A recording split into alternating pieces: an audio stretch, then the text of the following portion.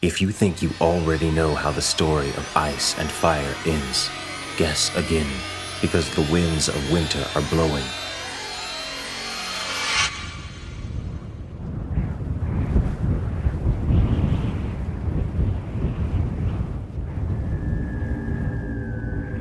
For the watch! Wick slashed at him again. This time, Jon caught his wrist and bent his arm back until he dropped the dagger. The gangling steward backed away, his hands upraised as if to say, "Not me, it was not me." Men were screaming. Jon reached for Longclaw, but his fingers had grown stiff and clumsy. Somehow he could not seem to get the sword free of its scabbard. Then Bowen Marsh stood there before him, tears running down his cheeks. "For the watch!" He punched Jon in the belly. When he pulled his hand away, the dagger stayed where he had buried it. Jon fell to his knees. He found the dagger's hilt and wrenched it free. In the cold night air, the wound was smoking. "Ghost," he whispered. Pain washed over him. "Stick them with the pointy end." When the third dagger took him between the shoulder blades, he gave a grunt and fell face first into the snow. He never felt the fourth knife, only the cold. Okay, so I know it's been like 10 years, but I can't get over the fact that they did Jon like that. Well, 8 years, but it's getting very, like, he felt only the cold. Ugh. 8 years later, still feeling only the cold. He's still feeling it.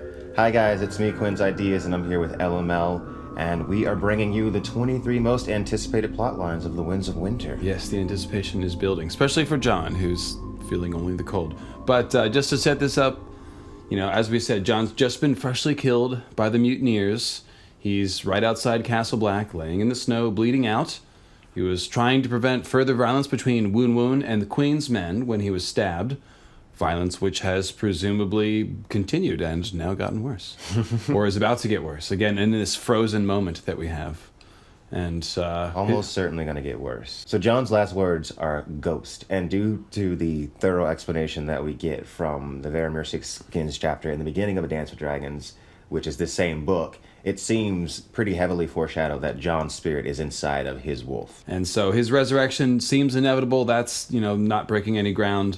But there are several available mechanisms at the wall for that, including Mel, which is fire magic, Bran, which is green magic, and even a winification by the ice magic of the others. So absolutely. Let's go ahead and get into that Skin Changer 101. And we're going to do that with this quote from the Varamir prologue. And basically this is telling us that when a Skin Changer dies, his spirit goes into his primary animal, and that this is called Second Life. Hagen's rough voice echoed in his head. "You will die 1,000 deaths, boy, and every one will hurt. But when your true death comes, you will live again. The second life is simpler and sweeter, they say." But it also says that over time, the spirit of the human merges with the animal and becomes subsumed by it. That's right.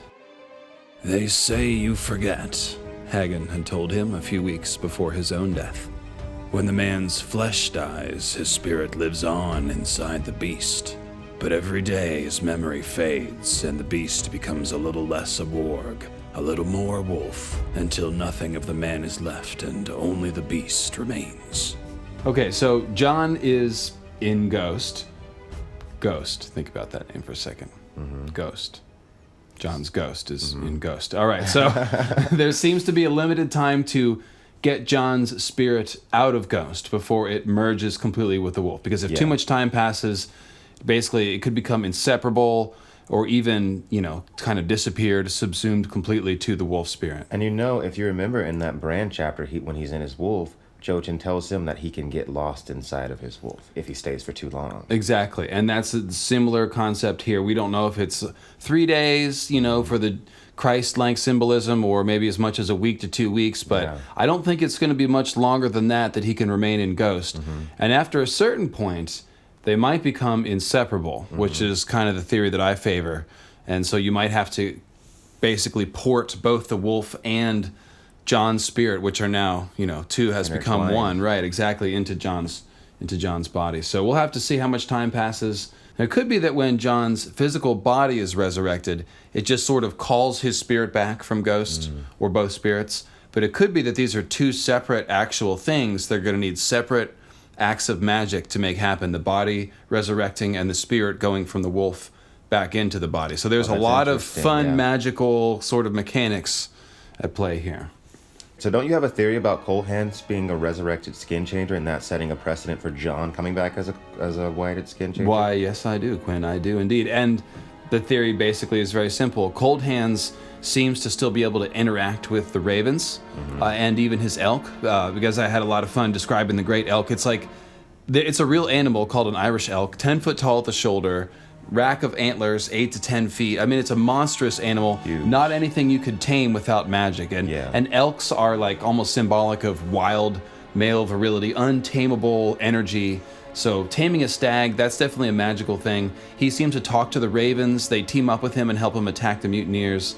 All this stuff makes perfect sense if Cold Hands still has skin changer powers, even though he's undead.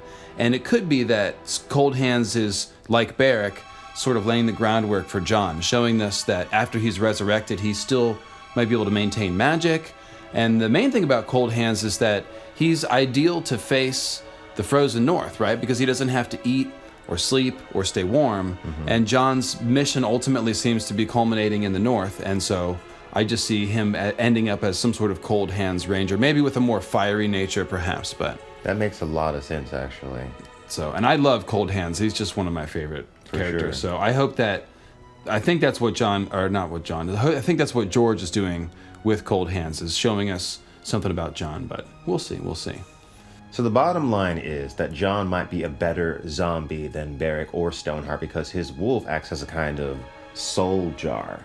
His soul isn't just going out into the blackness. Right, like when Beric dies, whatever the afterlife is in Westeros happens, it starts dissipating, and only some of his spirit seems to be called back. Stoneheart even less, because it was 3 days. Jon, his spirit is getting wolfish, but it's chilling in Ghost. So it's the old soul jar kind of trope. So we touched on this a little bit, but our next question is, how will Jon be raised? Right, on the show it's Melisandre with a little Pantene hair washing and a little quick R'hllor prayer, a little High Valyrian, and she walks out of the room, we chill, camera zooms in on Ghost, and then he just sort of wakes up. I am alive. I'm alive. But even if it's just a Melisandre resurrection, obviously the book version will have more fire and blood and death and human sacrifice and funeral pyres and all kinds of stuff. But and it'll seem more like a ritual. Right, so let's talk about that, and then we'll talk about the other two options. So George has said that Beric is a precedent for Jon, and he called Beric a fire white as opposed to the ice whites. So that is definitely a big hint that fire magic is going to play a part. And Melisandre is definitely the most likely candidate. As we discussed before, she's close to seeing Jon as Azor Ahai. So, and then Beric also has a burning sword, and in a dream, Jon also has a burning sword. Right. So, it's that whole archetype, the Azor Ahai archetype. They're both definitely fitting into that. And then, like we said, it's going to be probably more complicated than the HBO version. So there could be a Shireen sacrifice involved, like we talked about, or even a ghost sacrifice. Because if Jon's spirit merges with the wolf to the point of inseparability, if they put that spirit back into Jon's body, there's kind of like nothing left in the wolf. And so you almost might see maybe Ghost burning or something like that. Yeah, I've thought that the possibility of Ghost being killed so that Jon's soul could go back was pretty significant. Yeah, and it's also the Mithras white bull thing. Mithras has to sacrifice the white bull, which is like sort of a part of himself and sort of like his best friend, in order to be reborn. Jon has a ton of Mithras symbolism, so it seems kind of straightforward. So interesting. For example, Gerald Hightower, the white bull, died at Jon's birth. And so that's another Mithras thing. So we might see Ghost the White Wolf die at his rebirth. So interesting. But I just want to, again, emphasize that Ghost Spirit in this scenario, I think, will be going along right into Jon's body. He'll be the Wolfman. Oh, and Ghost will still live on. I don't know what Jon's POVs will be like if we get him, or... He'll be like wolfish, you know what I mean? I want blood. It'll be like Bran, when Bran howls at the comet or whatever. He'll do howl scenes like that. I mean, George R. Martin can write it because he's like written whole sections from the perspective of wolves and stuff. That's right. We could get a Ghost POV that we realize as we're reading it is actually a Jon Ghost POV. Yeah. Who knows what? So George's writing skills probably be stretched to the limit, and I can't wait to see it. Yeah, for sure. I'm full of anticipation for this plot line. Anyways, next possibility is Greenseer magic via Bran, and we've got a quote for this one. Bran's throat was very dry. He swallowed. Winterfell. I was back in Winterfell. I saw my father. He's not dead. He's not. I saw him. He's back at Winterfell. He's still alive. No, said Leaf. He is gone, boy. Do not seek to call him back from death. Like, what? Bran didn't even say anything about bringing Ned back from death, and Leaf's all like, no, don't, whatever you do, don't try to resurrect anyone, that's very bad. Yeah, their reaction is so weird here, and then, like, Bloodraven is so insistent as well, that, no, you can't hear him, you can't do this, and, Leaf seemed kind of freaked out, too, right? Yeah, Leaf seemed freaked out, and like you said, Bloodraven has been telling him that he can't do things that he actually can. Like, you can't talk to him, but Ned heard him, and Theon heard him. Yes. So it seems like, and if there's any kind of Hodor moment coming, then we see there's going to be something where Bran puts his finger on the past just a little bit. I think it'll be very limited, but it'll be some sort of time loopy, wibbly wobbly shit. I think that's why Bloodraven and the children are kind of frightened, because they maybe recognize the potential danger of the whole thing. Yeah, or you maybe think like somebody did that one time and it turned out very badly. So let's not do that again. Zora High, Night King, Night's Queen, something. So, anyways, Bran could be involved. That's the whole point of. I mean, it could be the whole point. I guess he could be heading. This could be foreshadowing for him resurrecting somebody else. Yes. But Jon is there. Melisandre's already detected Jon and Bloodraven's spirit in that dream.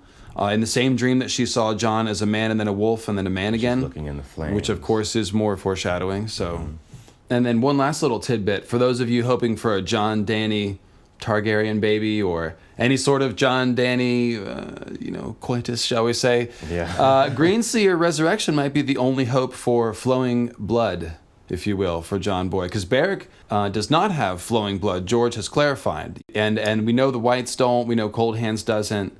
And now they're just Lady Stoneheart, presumably. Yeah, and Dany might be hoping that Jon's blood will be flowing, but we'll see. So Greenseer Resurrection might be the only chance for that. We don't know what the Skin Changer element's going to do, but the Greenseer Resurrection, if it exists, it makes sense that it would be like the best one, the most thorough resurrection. It's like more natural, almost, it seems like. Yeah, I mean, the Greenseer power starts off beyond the realm of life and death. That's kind of its whole thing. So, and they're all about like transferring like consciousness and souls and stuff like that. Absolutely, that is at the core of Greenseer magic is astral projection and soul jars and all that stuff. So hive minds.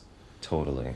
So let's move on to the third and by far the creepiest possibility, and that is that Jon's body could be temporarily resurrected by the ice magic of the others.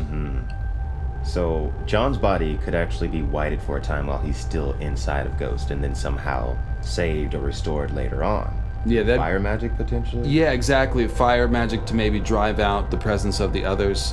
But I mean, there's all sorts of foreshadowing. If you think, first of all, this would kind of be like Benjen on the show, where he was almost turned into a White Walker or to a White. And then they used, dragon glass, which does everything on the show, to stop it.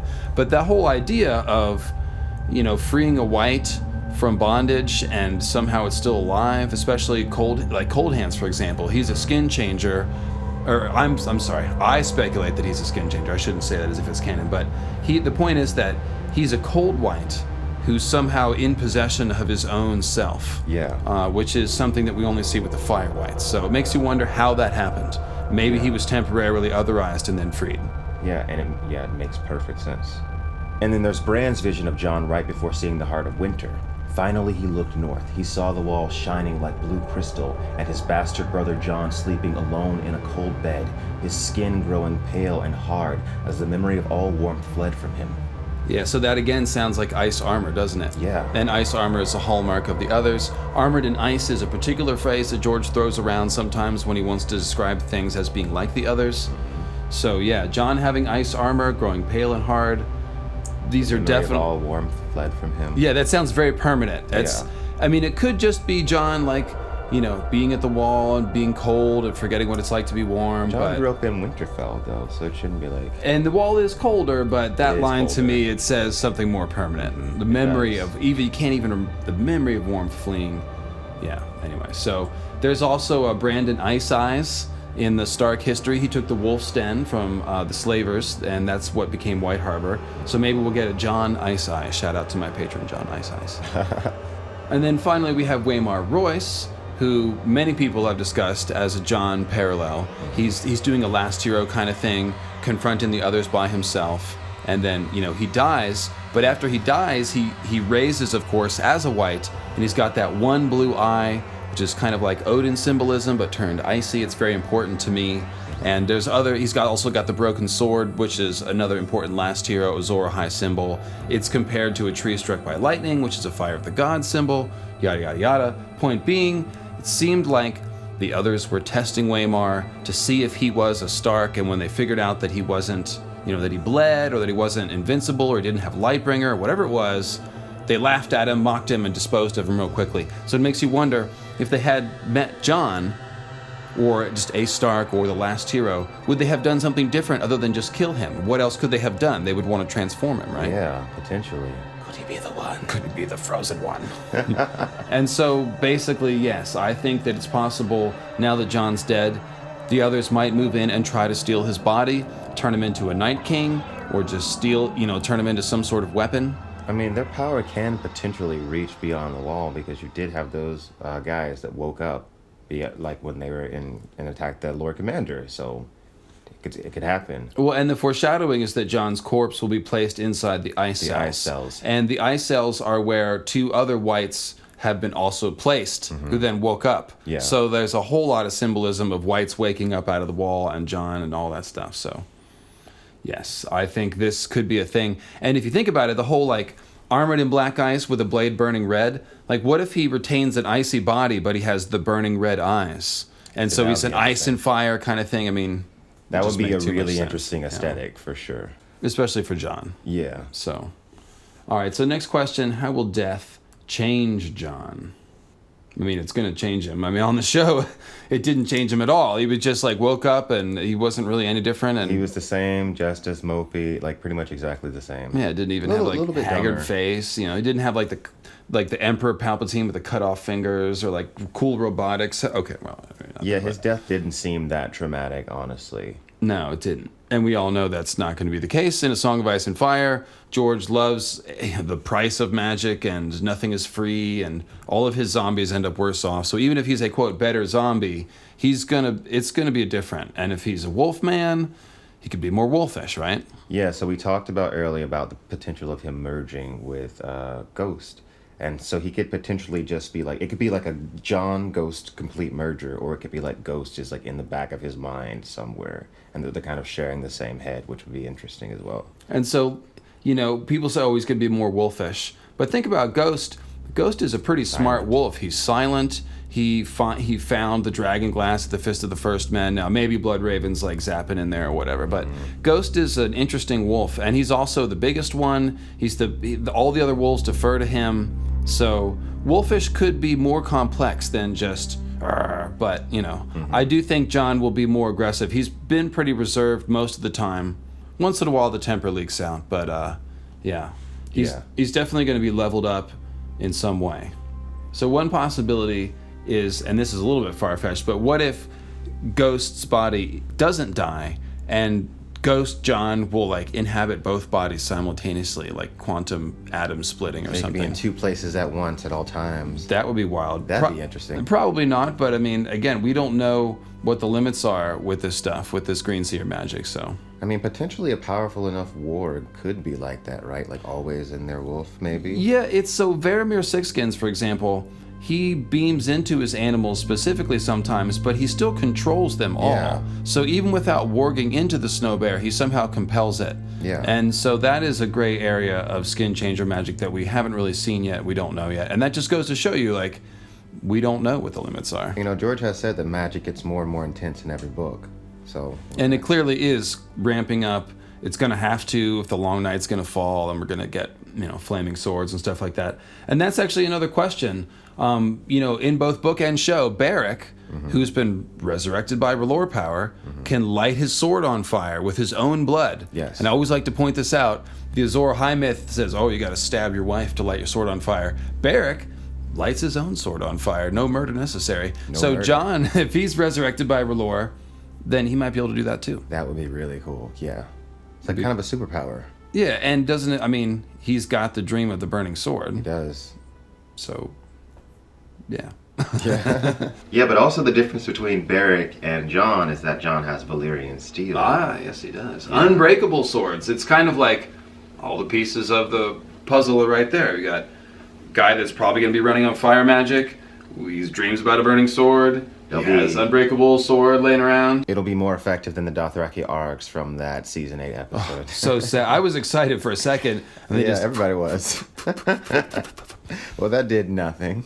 Yeah, and I do think we could see more than one flaming sword. You could get the dirty dozen plus one, last hero math, 13 maybe, but we'll see. All right, so our next major thing that we have to consider is what the reaction to Jon Snow's resurrection will be. Yeah, and this was really disappointing in the show because they just kind of didn't address... They glossed over it. ...whether or not everyone else thought of Jon as being resurrected and therefore let out of his Night's Watch vows, or as just an oathbreaker. Yeah, exactly. Like him and Sansa talked about it real quick, and Dany and him talked about it, but it wasn't really brought up. And it totally matters. It matters for the people at the Night's Watch. It matters for the Northern Lords. Like, so I don't get why they didn't do that. So that'll be an important part of the book. Yeah, and you like to talk about Dany as creating mythology and becoming a hero, like... Yeah, this will almost certainly turn Jon Snow into a messiah figure. Like, if people see him dead, completely lifeless, and then alive again, I mean, you know, people don't see that every day. People don't just raise from the dead. I mean, that happens more and more now. I mean, but people certainly don't raise from the dead and then maintain their consciousness and then go on to, like, lead and save the world. So, like, Jon Snow is definitely, you know, drawn from, like, some Christ messiah stuff. Yeah, it makes too much sense. The wildlings will be impressed, and I expect the legend to spread throughout the North, certainly. Yeah, it's like we're seeing firsthand myth making, the same way we're seeing with Dany for sure. Exactly. So the wildlings will probably like Jon even more now that he's resurrected. And for Melisandre, it'll most likely prove to her that he actually is the one, Azor Ahai. Yeah, if she had any doubt, it will definitely prove that. It could potentially overshadow Shireen's sacrifice. And this is one of the possibilities in the Shireen episode that we discussed, that Shireen's sacrifice will be part of raising Jon. That will make Jon's feelings about himself very complicated because, you know, Jon's obviously a good guy, would be very against.